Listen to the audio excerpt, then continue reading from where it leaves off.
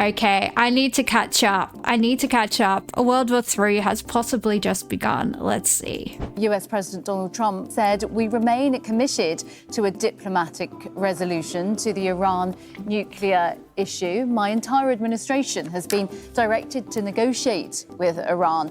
Trump continued, they could be a great country, but they first must completely give up hopes of obtaining a nuclear weapon. Can I just say, as an aside, I would love for Iran to be a stable and safe country for me to visit one day. Have you seen how beautiful it is?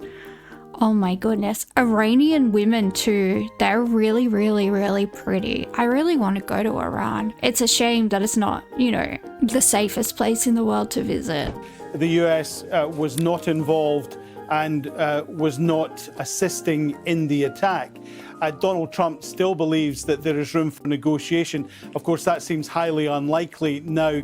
Donald Trump has been keen to try and bring peace to various places in the world. That hasn't happened. And of course, he was very keen that there could be some sort of new Iranian nuclear deal. Geez, he seems to be taking out a lot of frustration, but nobody's been able to bring peace to the Middle East. Nobody can really tell Russia to like go F themselves. It's pretty hard. Like, the reason why the Cold War ended was essentially because Russia poisoned their food bowl when the Chernobyl incident happened. Look, Israel gets to have nuclear weapons. Australia, who actually has never attacked anybody in our entire history as a country, we don't have nukes. Israel, who's proven itself to be pretty hostile to literally everybody, even America, they attacked the USS Liberty. I don't think Israel should be the arbiter of who and who can't have nuclear capabilities. Australia should, at least, because being an ally to America puts us in such a perilous situation. Having Pine Gap makes us a target. If anything kicks off in the Asia Pacific, they're going to nuke Alice Springs. They are going to flatten it. Plus, we have all the radioactive isotopes. Like, we are such a mineral-rich country. If anyone should have nuclear weapons, it should be Australia. Look, I don't want anyone to have nuclear weapons. I think inventing the nuke is like splitting the atom was the worst thing humanity ever did. You know, it was the beginning of the end, probably for us as civilization. We will be knocked back to the Stone Age if any type of nuclear conflict kicks off. Like, we're fucking gone, all of us. So far, we have confirmed reports of martyrdom of IRGC commander General Salami, and also the two scientists, Mr. Taylor and Chin Abbasi. Bibi is the crazy girlfriend starting fights and calling on her boyfriend, the US. Yeah, no, even worse. They're like in a group of like buff boys. There's the one skinny little boy that can't fight, and he goes around mouthing off at everyone and then expects his mates to jump in, and then one day they're just gonna go, "Oh fucking hell, you started it, mate. You're just gonna have to get punched in the face." More than before, it's clear now that the talks were the carrot part of the story, and now the threats and these strikes are the part of the story. So I would not expect the negotiations to continue, and I would expect a cancellation of the meetings on Sunday. Nah, once you throw the first punch, you can't expect somebody to come to the table and have a reasonable discussion with you. This is the thing, like, only fight one fight at once. If you're trying to like flatten Gaza, maybe don't attack Iran. Jordan was on alert for drones too. Yeah, why anybody would attack Jordan? Like, they're one of the few like democratic Islamic countries in the world. They've got incredibly good relations with the West, incredibly good relations. Like, I know the Jordanian royal family is really, really close with the British royal family. They were like always hanging out together, going to each other's weddings. It's like such a beautiful country too. If you ever get the chance to go to Jordan, 10 out of 10 recommend. Like, I was a massive Indiana Jones fan when I was a kid. Like, I always wanted to be an archaeologist when I grew up. And if you ever get a chance to go to like Petra, it's where like they filmed like the cavern where like the Holy Grail is and the Last Crusade. It's insane. It's really, really cool. 10 out of 10 recommend. Israel is kind of being besieged by Iran and its Arab allies. It started because Hamas is a proxy of Iran.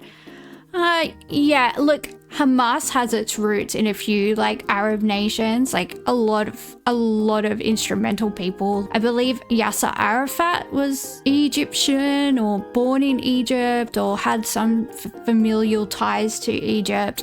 There's a lot of networking between those nations, shall we say. Iran just wanted to prove that it is open to diplomatic solutions to ensure the world that Iran is not pursuing a nuclear weapon and is open to mutual respect discussions to show that it and give guarantees that its nuclear program is peaceful. When the other side does not want to do such a thing, there is no meaning into sitting at the table and discussing. Well, Israel's shown over and over and over again that they're not a peaceful nation. They're constantly instigating conflicts. So why do they get to have nuclear weapons? Why did America give them the capabilities to have nuclear weapons? If past behavior is the best indication of future behavior, does America want something to kick off? Because it would seem like that would be a good way to go about it. Attack drones that are reportedly making their way from Iran to Israel. The Israeli army says that it is intercepting them outside Israeli territory, but we now also are hearing from Jordan saying that they will not allow their airspace to be used. The Jordanian airspace is closed.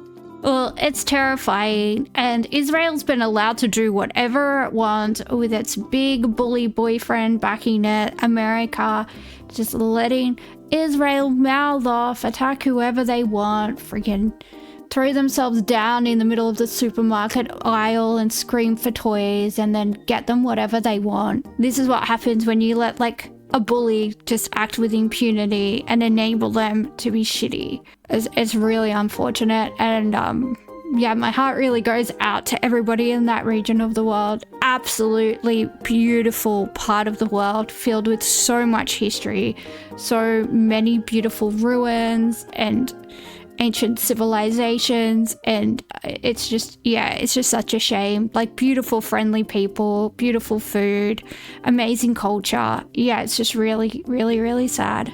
Well, Rob, the Israeli Prime Minister basically told ordinary Israelis, they have to prepare for the long haul.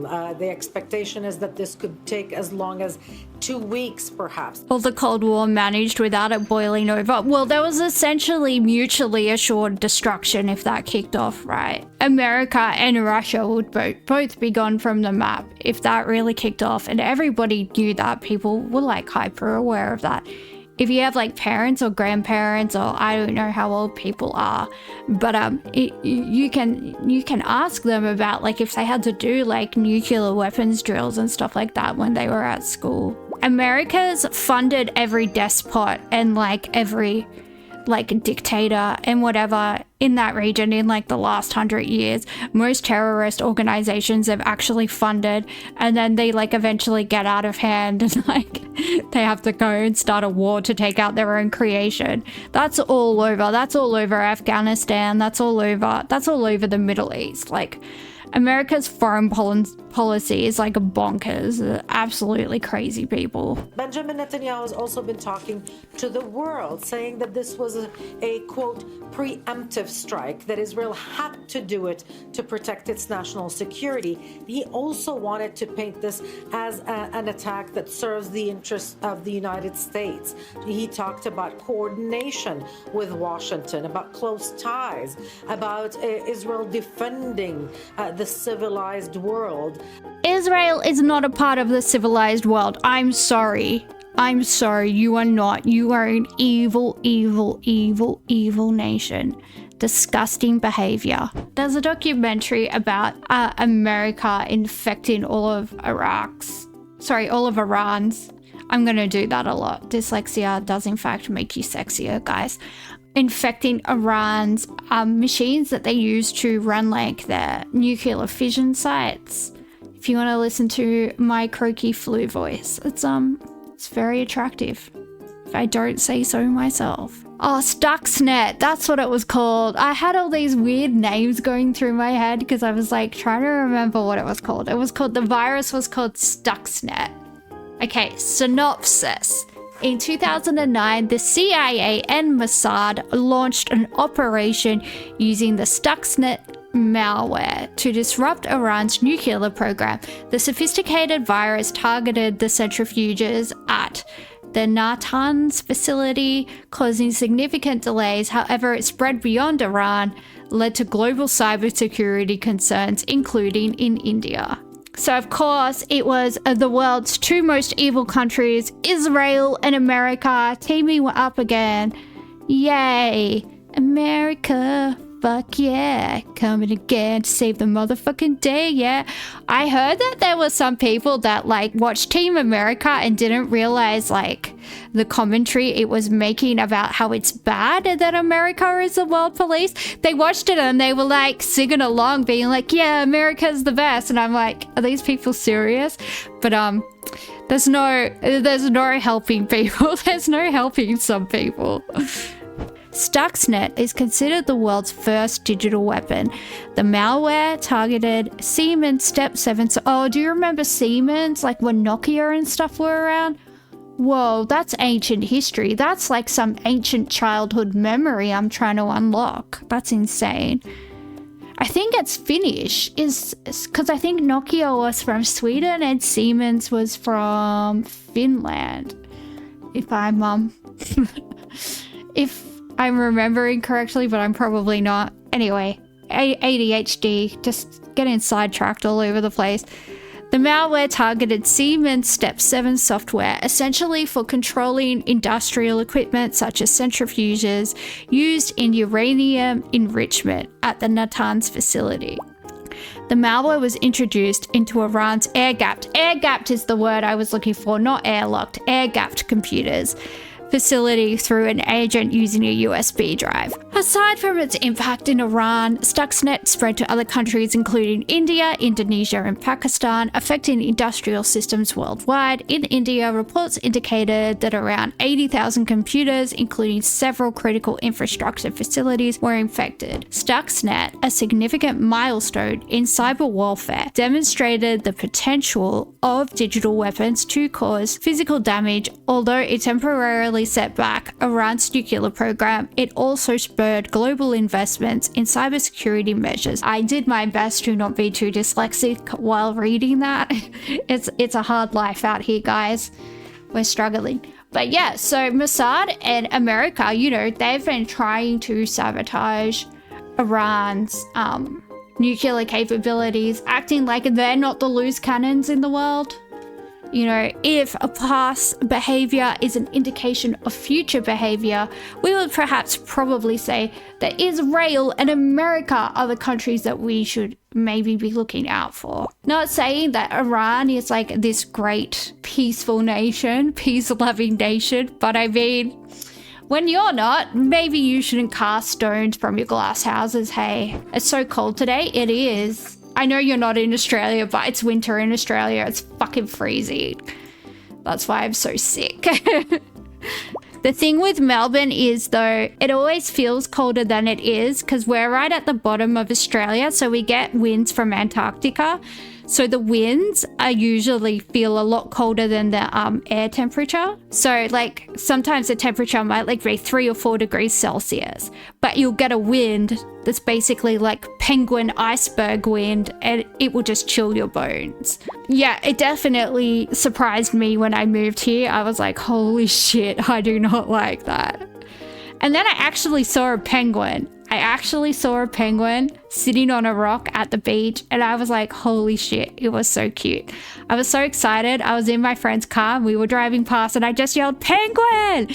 And they were like, yeah, it's a penguin. And I was like, well, I've just never seen one just chilling on a rock before. Like, pardon me. It was a type of penguin called a fairy penguin. Hang on, I'll show you what these guys look like. They're not like the penguins that you get in Antarctica. They're not like those penguins. They're like these little baby ones. They're heaps cute. Oh, they're so cute. Why are they so cute? Oh, there's a baby one. Can you please let me click on the pictures? Thank you. Anyway, I don't know if you can see them, but those are the penguins. They're like little black and white ones. Yeah, I just saw one not yelling on a rock. I just saw one chilling out on a rock, and I got really excited. And all my friends that live in Melbourne were like, yeah, it's a penguin. And I'm like, okay, well, I don't see that every day, okay? So they're very cute. Very, very cute. The Prime Minister was winging his way here to Fiji when Israel struck Iran. Anthony Albanese has told reporters the government is upgrading travel advice to the region. Fiji is finally in the news and that happens. I'm sorry, Hyperbovian. Your people finally were in the news. We, of course, are very conscious of the threat that Iran shirt, mate. nuclear state would represent to peace and security in the region as well. We want to see these issues resolved through. You don't know why we are alarmed. They've been doing this shit for nearly 2 years at this point. Yeah, but the thing is, I think Israel's trying to goad. They've been trying to goad America into taking out Iran for them for like the last 20 years, really. 24 years they've been trying to goad America into taking out Iran. And Albo knows he's going to be asked to be a part of the freaking coalition of the fuckwits and fucking send Australian troops over to that region as well. And it's just, yeah. That seems to be what happens. Australia always ends up in fucking Iraq, Afghanistan, wherever the fuck else.